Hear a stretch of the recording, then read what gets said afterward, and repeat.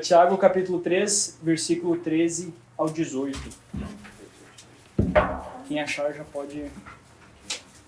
Achou, Cat? Então, se quiser ler para nós. 13 ao 18. Tá. Quem entre vocês é sábio e inteligente? Mostre as suas obras em mansidão de sabedoria, mediante a sua boa conduta.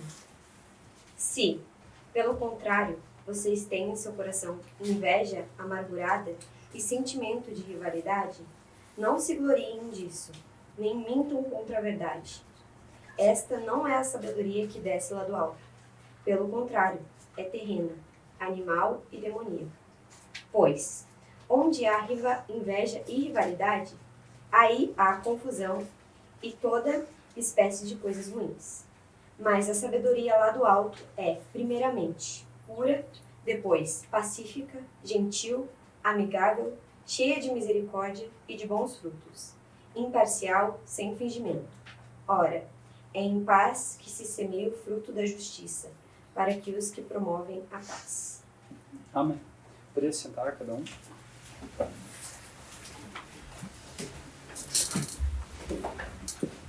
Para os nossos amigos que essa é a primeira vez que estão aqui, hoje a gente está num estudo de Tiago, hoje é o 8º estudo que nós estamos tendo. Cada dia que nós temos estudo, a gente pega um pedaço do livro, então a gente medita sobre ele, faz um estudo sobre ele, e hoje nós estamos no 8º. Antes de começarmos o estudo dentro dos versículos em si, fazendo uma pequena introdução dessa passagem que nós acabamos de ler. Inclusive eu passei PDF ali no grupo dos jovens, caso alguém queira acompanhar, também está disponível. Nessa passagem, Tiago demonstra de maneira bastante clara a diferença entre a sabedoria terrena e a sabedoria que vem de Deus. Então, como nós lemos, ele faz um paralelo entre duas sabedorias, uma sabedoria que vem de Deus, a sabedoria do alto, e a sabedoria que é terrena, que é animal, e que ele chama também de uma sabedoria diabólica. Então é importante primeiro entender que a sabedoria, independentemente da sabedoria do alto ou a sabedoria da terrena, né, que isso não se resume à inteligência cognitiva e nem mesmo ao conhecimento. Então, sabedoria não é conhecimento de matemática, português, ciência, biologia e assim por diante. Isso não é sabedoria. Mesmo aqui entre os homens, quando se diz que alguém é sábio, não é porque ela sabe muito de matemática, ou muito de português, ou muito de alguma linguagem. É porque ela tem algum conhecimento que de alguma maneira ajuda ela a viver aqui nessa terra. Em termos simples, então a sabedoria é a combinação de conhecimentos, experiências e sensatez que moldam as nossas ações. Então a gente age, primeiramente, tendo este conhecimento combinado com sensatez, combinado com experiências que nós já vivemos. Então esta sabedoria rege a nossa maneira de viver, rege os nossos atos. Isso produz ações. Tiago identifica cada tipo de sabedoria, a terrena e a que vem do alto, pelos frutos que as suas ações produzem. Então, como tudo no livro de Tiago, como nós temos visto até aqui, Tiago sempre traz algo e põe no centro da mesa e ele faz uma análise o que são ações humanas e quais são os frutos do Espírito Santo sobre aquele assunto. Nós tivemos, por exemplo, no último estudo do Gui, o domínio sobre a língua.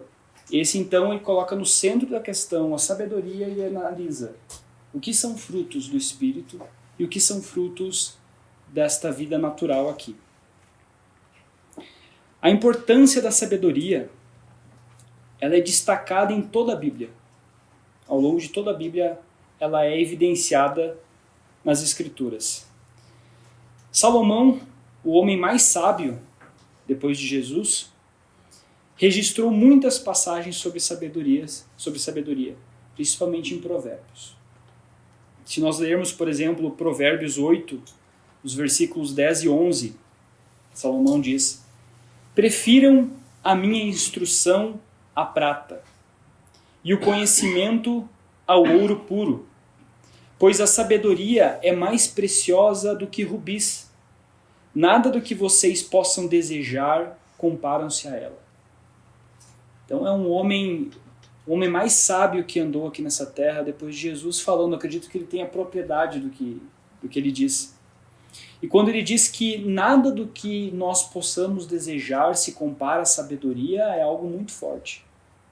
É algo que nós deveríamos considerar na maneira que a gente vive. E eu penso que essa sabedoria aqui, a sabedoria do mundo, não prega isso. A sabedoria do mundo, ela prega que a gente precisa ser rico, que a gente precisa ser saudável, que a gente precisa conquistar maneiras de ser melhor do que os outros, ou ser melhor do que nós mesmos, conquistar aprender maneiras de aproveitar cada segunda do nosso dia para fazer algo produtivo. Essa é a sabedoria do mundo.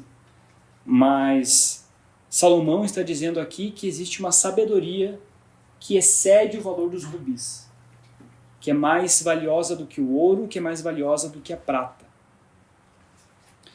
Para nós jovens, o tipo de sabedoria que seguiremos vai determinar não só o nosso destino após esta vida, mas também a qualidade do nosso futuro aqui na Terra.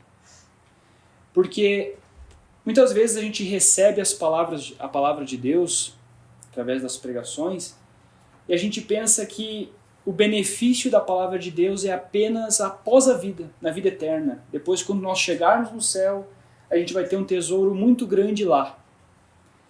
Mas, na verdade, a palavra do Senhor, ela nos transforma hoje.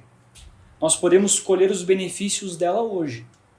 E não necessariamente os benefícios vão ser dinheiro, não necessariamente os benefícios vão ser algo que o nosso corpo deseja. Mas a palavra de Deus, ela tem a qualidade de nos fazer ser feliz, de nos fazer ser prósperos conosco mesmo, com a gente mesmo, independentemente da circunstância. Enquanto a felicidade aqui desse mundo, ela é circunstancial. Ela depende apenas se tudo estiver bem. Ela depende se nós temos dinheiro, ela depende se nós estamos felizes no nosso matrimônio, ela depende de muitas questões. Essa é a felicidade do mundo. Mas a palavra, ela nos molda para a gente ser feliz independentemente da questão. Paulo passou grande parte da sua vida preso em cadeias, apanhando, e ele era feliz. E ele expressa essa felicidade. Ele diz que ele sabia como ser pobre, ele sabia como ser rico, ele sabia como passar por todas as situações difíceis ou fáceis. E ele podia passar por todas essas circunstâncias. Ele podia todas as coisas naquele que fortalecia ele, que é Deus. Então é isso que essa sabedoria nos traz. Uma felicidade independentemente da circunstância que nós estamos vivendo. Pobre, rico, com saúde, sem saúde, bonito, feio, todo mundo aqui é bonito. Mas essa felicidade nos traz este benefício, essa sabedoria celestial. Então, no primeiro versículo, versículo 13, diz assim: quem é sábio e tem entendimento entre vocês? Quem é sábio e tem entendimento entre vocês? Nós poderíamos devolver essa pergunta para nós hoje, perguntar para nós mesmos. Quem é a pessoa que vem à nossa mente ao pensarmos em alguém sábio? Quem é essa pessoa que vem à nossa mente quando a gente pensa assim, essa pessoa é sábia? Quem é ela? Seria talvez um grande empreendedor que usou a sua sabedoria para construir um império? Seria talvez um coach financeiro que ele ensina a como prosperar? Alguém que ensina a como conversar melhor, a ter uma melhor comunicação? Seria talvez algum influencer na área de saúde que nos ensina a ter melhor condição física? Essa pessoa é sábia? Essa pessoa sabe o que está falando? Será que ela é uma pessoa sábia para nós? Muitas vezes nós confundimos pessoas sábias com as pessoas que admiramos e desejamos ser. Então a gente coloca alguém num pedestal dizendo assim, eu quero ser aquela pessoa porque eu admiro ela. Então nós pensamos que ela é uma pessoa sábia. Então Salomão refletiu sobre tudo isso, sobre muitas hipóteses do que seria sabedoria e o que não é sabedoria. E apesar de tudo isso ser bom, então ele identificou muitas coisas boas. Comer é bom, beber é bom, passar o tempo com a pessoa amada é bom. Mas depois disso ele conclui para a maioria delas que eram vaidades, que eram coisas que passariam. Então, apesar de todas essas coisas que essas pessoas que nos influenciam dizem, podem ser coisas boas, como ter uma carreira melhor, às vezes até mesmo como ter uma comunicação melhor entre nós mesmos, podem ensinar. Mas isso pode ser uma sabedoria aqui da terra e não ser a sabedoria de Deus. A continuação do mesmo versículo diz que o demonstre então, deixa eu ler a primeira parte novamente, quem é sábio e tem entendimento entre vocês, que o demonstre por seu bom procedimento, mediante obras praticadas com a humildade que provém da sabedoria. Então a verdadeira sabedoria, primeiro ponto que Tiago identifica aqui, ele identifica que, deixa eu encontrar aqui, primeiro ponto é que a verdadeira sabedoria é identificada pelas obras praticadas com humildade. Então a sabedoria que vem do alto, ela é primeiramente humilde. Enquanto a sabedoria que é terrena, ela muitas vezes enriquece o nosso ego, ela nos evidencia, então a sabedoria que é do alto, ela nos torna humildes. A sabedoria do alto produz humildade. Em Provérbios capítulo 11, versículo 2 diz: quando vem o orgulho, chega a desgraça. Muitas vezes a sabedoria da terra, ela nos deixa orgulhosos. Olha, às vezes a gente nem pensa assim, olha como eu sou orgulhoso, mas ela nos torna orgulhosos daquilo que a gente aprendeu, daquilo que a gente se tornou. Mas com isso vem a desgraça. Mas a sabedoria está com os humildes. Por isso, pessoas que são consideradas sábias para o mundo, mas que não são humildes, não possuem a sabedoria do alto. São pessoas que possuem a sabedoria terrena, a sabedoria que é animal e que é diabólica, como nós lemos antes. Versículo 14. Contudo, se vocês abrigam no coração inveja amarga e ambição egoísta, não se gloriem disso, nem neguem a verdade. A gente não deve pensar que está tudo bem, que é assim mesmo, ou negar, deixar isso para lá, ou a gente se exibir com aquilo que nós sabemos, porque isso não é a sabedoria do alto. Esse tipo de sabedoria não vem do céu, mas é terrena, não é espiritual e é demoníaca. Tiago revela quais são os frutos da sabedoria terrena. A inveja amarga que ele cita aqui é o desejo de que o outro perca o que tem para que aquilo venha para mim. Então você tem um carro e eu tenho uma inveja amarga do seu carro. Eu não somente quero ter um carro igual ao seu, mas eu quero que tu perca o seu carro e ele venha para mim. E isso é um tipo de um sentimento humano que nós temos, que uma pessoa que não tem o Espírito Santo para dominar, tem esse sentimento. A ambição egoísta busca o sucesso de forma intensa, a todo custo, sem considerar o impacto sobre a vida dos outros. Então, independentemente do que for necessário, eu vou conseguir. Se eu tiver que ofender mãe, pai, amigo, eu vou deixar para eu conseguir atingir os meus objetivos. Seja objetivo profissional. Muitas vezes essa dupla aqui, inveja amarga e ambição egoísta, não é somente sobre dinheiro, mas muitas vezes é sobre relacionamentos. Interesse de ter um parceiro que a outra pessoa está tendo. Isso é o que diz Tiago. Não somente no âmbito financeiro, mas no âmbito emocional. Tiago afirma que essa sabedoria é demoníaca, ou seja, ela vem de Satanás.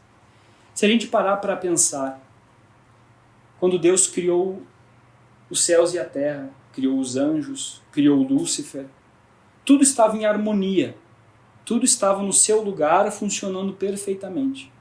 Lúcifer, que é Satanás, foi o primeiro que ele tentou ter algo que não era dele, que ele foi o primeiro que produziu inveja, foi o primeiro que produziu uma ambição em prol do seu interesse próprio, tentando usurpar o lugar de Deus, tentando tomar o lugar de Deus, tentando ser igual a Deus.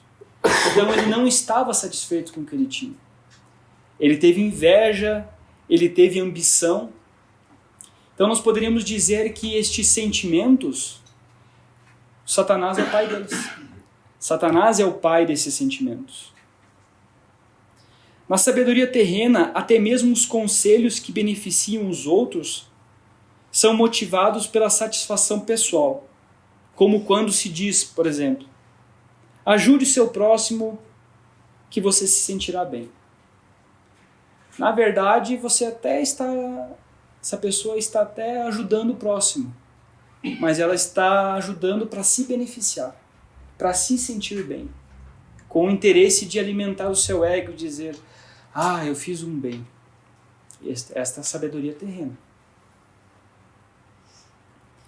Pois onde a inveja, versículo 16, pois onde a inveja e a ambição egoísta, aí há confusão de toda espécie de males. A sabedoria terrena, ela tem a imagem de sucesso. Quando a gente olha alguém apresentar para nós assim, faça isso que você vai ter grande sucesso nesse assunto. Você vai ter, de novo, os mesmos exemplos. Vai ter uma carreira de sucesso, vai ganhar muito dinheiro, vai ter o corpo ideal, vai ter isso, vai ter aquilo.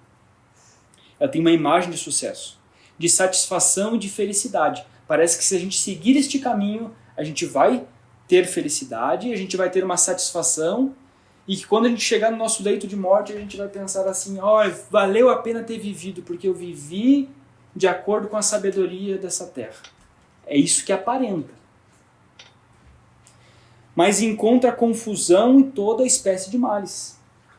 Essa sabedoria é semelhante à porta larga e o caminho amplo de Mateus 7,13, que diz, entrem pela porta estreita, pois larga é a porta e amplo o caminho que leva à perdição, e são muitos os que entram por ela. Então há um caminho que é como uma rodovia bem sinalizada, bonita, cheia de placa, dizendo que o destino é uma praia paradisíaca. E tem uma outra que é uma porta, às vezes, que é uma picada no meio do mato, parece cheio de espinho, e ali que dá na verdadeira praia paradisíaca. Porém, essa outra, que é toda sinalizada, ela dá num lugar que não tem mais volta. Ela dá num lugar onde é morte, onde tem todo tipo de males. Enquanto a outra, que parece feia, ela é feia muitas vezes no começo, mas mesmo durante o caminho existe uma satisfação de andar por este caminho do Evangelho. Existe uma satisfação de ter investido aqueles primeiros metros de picada feia, de estradinha ruim, porque o Senhor está ali, e o Senhor já vai produzindo felicidade ao longo do caminho, mesmo a estrada sendo ruim. O destino nem se fala, mas mesmo durante esta vida, nós podemos ser felizes por essa estrada que não parece ser muito bonita, que parece não ser muito bonita. E Provérbios 14:12 que diz, 14:13, há caminho que parece certo ao homem, mas no final conduz à morte. Versículo 17 de Tiago, então. Mas a sabedoria que vem do alto é antes de tudo pura. Aqui Tiago começa a mostrar como é a sabedoria do alto, quais são os frutos. É antes de tudo pura, depois pacífica, amável, compreensiva, cheia de misericórdia e de bons frutos, imparcial e sincera. Cada fruto que Tiago menciona demonstra que a sabedoria vinda do alto, ela prioriza o bem do coletivo em relação ao individual. Então, enquanto a sabedoria aqui da terra, ela prioriza o meu bem individual, o meu bem acima de tudo, eu quero ter as coisas para mim, eu quero ter a minha vida feliz, eu só quero viver a minha vida, talvez. Talvez venha essa expressão. Essa é a sabedoria terrena. Mas a sabedoria que vem do alto, ela diz assim, é importante a felicidade dos outros.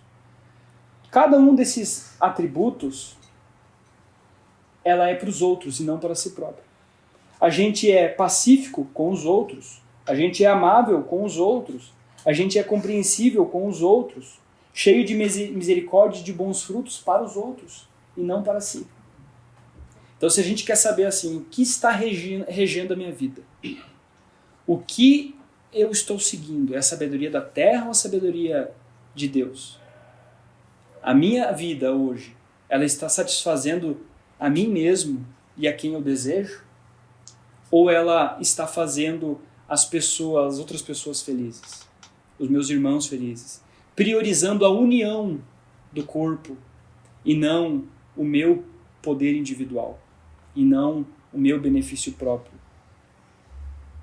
Provérbios 3, do 19 ao 24 diz: O Senhor com sabedoria lançou os fundamentos da terra, com inteligência estabeleceu os céus. Pelo seu conhecimento os abismos se romperam e as nuvens destilam o orvalho. Meu filho, que estas coisas não se afastem dos seus olhos. Guarde a verdadeira sabedoria e discernimento, porque serão vida para a sua alma e enfeite para o seu pescoço. Então você andará seguro no seu caminho e o seu pé não tropeçará. Quando se deitar, você não terá medo. Sim, você se deitará e o seu sono será tranquilo. É uma garantia muito forte para nós, que vivemos numa vida incerta, onde tudo é incerto politicamente, na nossa casa, as nossas emoções. A gente não sabe o que vai acontecer com a gente amanhã. Mas dentro deste mundo incerto, a sabedoria que Deus nos dá, ela nos permite dormir com tranquilidade e diz que nós não tropeçaremos se tivermos essa sabedoria do alto. Essa sabedoria que beneficia os outros. Então, quando a gente vê no primeiro versículo que diz que Deus lançou os fundamentos da terra e com inteligência estabeleceu os céus, Deus criou todas as coisas com sua sabedoria. Com a mesma sabedoria que Ele nos dá. E faz com que tudo funcione em harmonia na natureza. Funcione em ordem. Depois da queda do homem, o homem se torna a exceção. Então o homem, essa natureza que a gente vive, é a única coisa que está fora do seu lugar na natureza do Senhor. Porque o resto vive tudo em harmonia. No entanto, ao recebermos o Espírito Santo e a sabedoria de Deus, através do Espírito Santo, voltamos a cumprir nosso propósito e a viver em harmonia com o plano de Deus. Então, quando a gente recebe o Espírito Santo, a gente recebe a sabedoria do Senhor, a gente volta à nossa posição original, e nessa posição original não existe individualismo. Ela não existe eu sou bom e você não é bom. Ela precisa funcionar em harmonia, cada um executando uma parte do projeto que cabe a ela. Esse é o corpo de Cristo. Nós temos uma obra do ministério onde cada parte do corpo executa uma parte. E nós precisamos estar unidos. E essa sabedoria promove união. Essa sabedoria promove paz. Ela promove um jogo coletivo e não um jogo individual. Pergunta: é possível ser feliz verdadeiramente? Isto é, a longo prazo, e não só de maneira fraca, maneira momentânea, fora do propósito para o qual nós fomos criados? Então, se a gente foi criado por Deus para ficar num lugar aqui, para ser esse toco aqui, por exemplo. Deus nos criou para ser esse toco, para ficar nesse lugar específico aqui. A gente tenta viver a nossa vida e nos posicionar aqui. A gente não vai ser feliz aqui. A gente não, muitas vezes nós como seres humanos, nós pensamos que nós somos alguma coisa, que a gente pode mandar na natureza.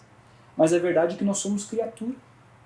E como criatura nós fomos programados para ser felizes aqui. Então essa sabedoria de Deus nos coloca aqui, funcionando aonde nós temos que funcionar. E não andando procurando a felicidade em qualquer lugar. Último versículo.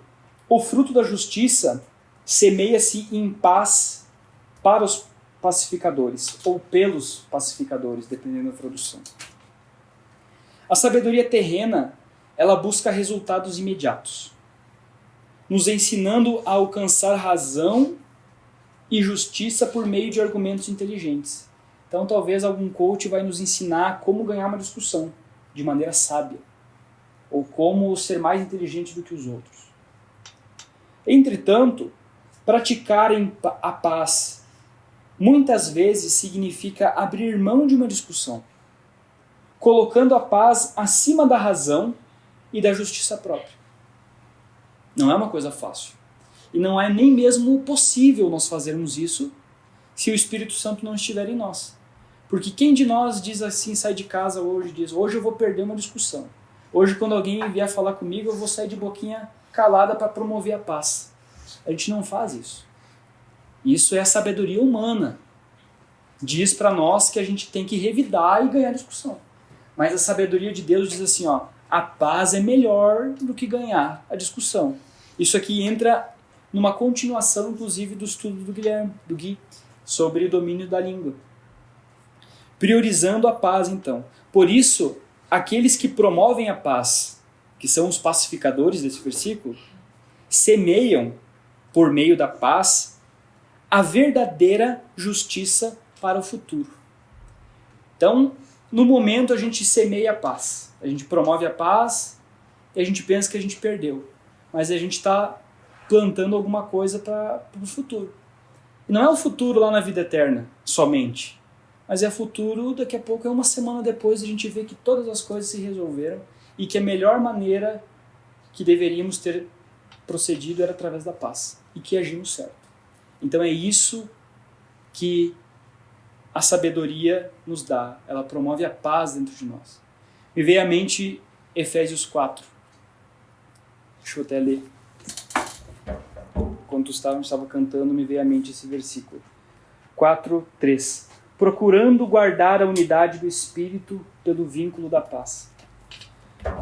Portanto, a unidade do Espírito, que é algo fundamental para todos nós, ela é guardada através do vínculo da paz, que vem através da sabedoria do alto. Sabedoria de Deus. Encerrando, lendo só mais alguns pontos. Então, como receber a sabedoria que vem de Deus? Tudo que é de Deus precisa vir de Deus através do Espírito Santo e da leitura da sua palavra. Não existe uma fábrica dentro de nós que a gente pode produzir sabedoria do alto. A gente precisa ler a palavra de Deus.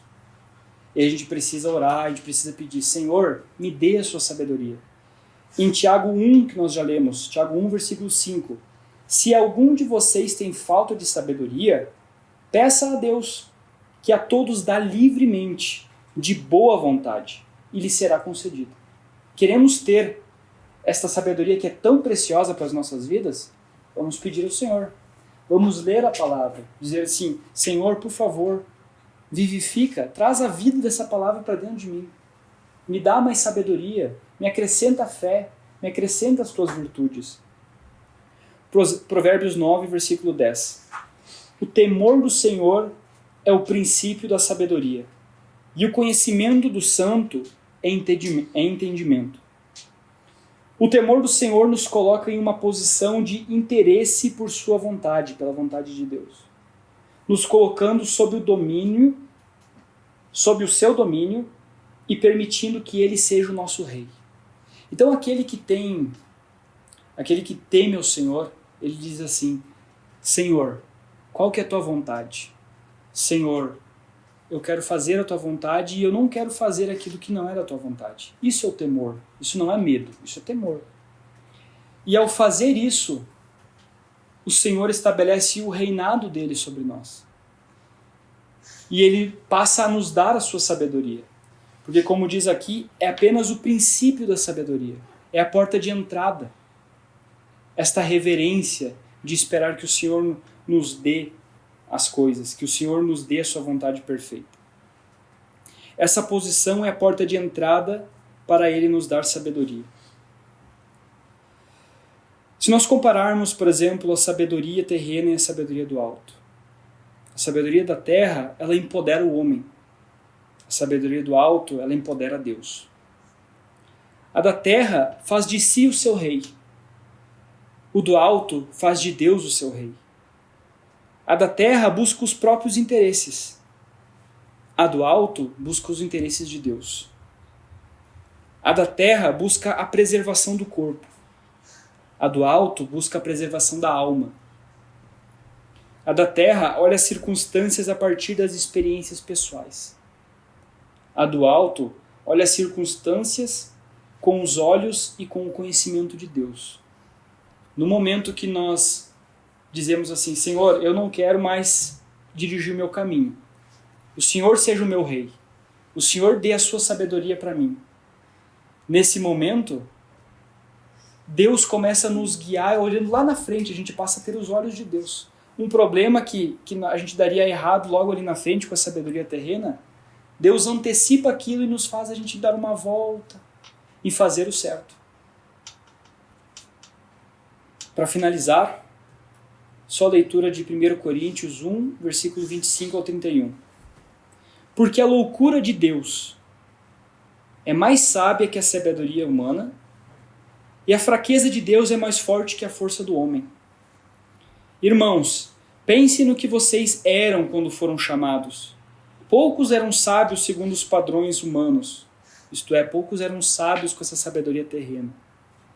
Poucos eram poderosos, poucos eram de nobre nascimento.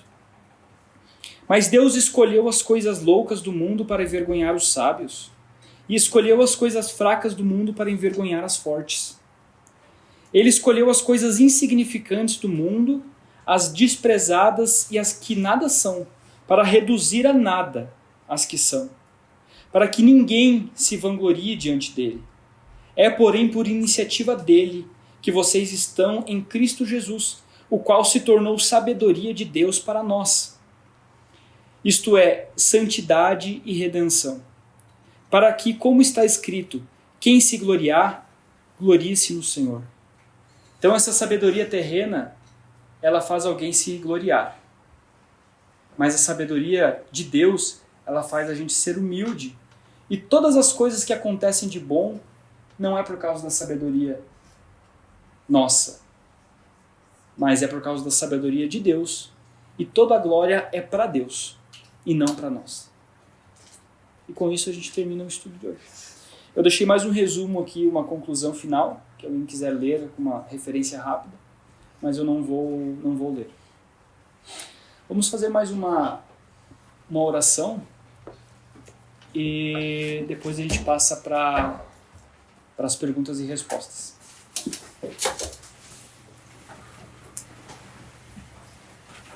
Gostaria de convidar o Jean para orar para nós. Senhor Deus Pai, obrigado por este momento, Senhor, de companheirismo e tivemos aqui ouvindo sua palavra, Deus. Tenho certeza que ela tem ministrado em nossos corações, em nossas vidas. Que possamos, Senhor, buscar a tua presença cada dia mais e a tua sabedoria, Senhor, venha a este corpo terreno, a esta vida que sabemos que é passageira, mas que logo iremos te encontrar, Senhor. Amém, Senhor. Pai, peço que fortaleça cada um que está aqui, que derrame suas bênçãos, suas misericórdias e continue nos guiando, Pai, por este caminho. Em nome de Jesus. Amém. Amém.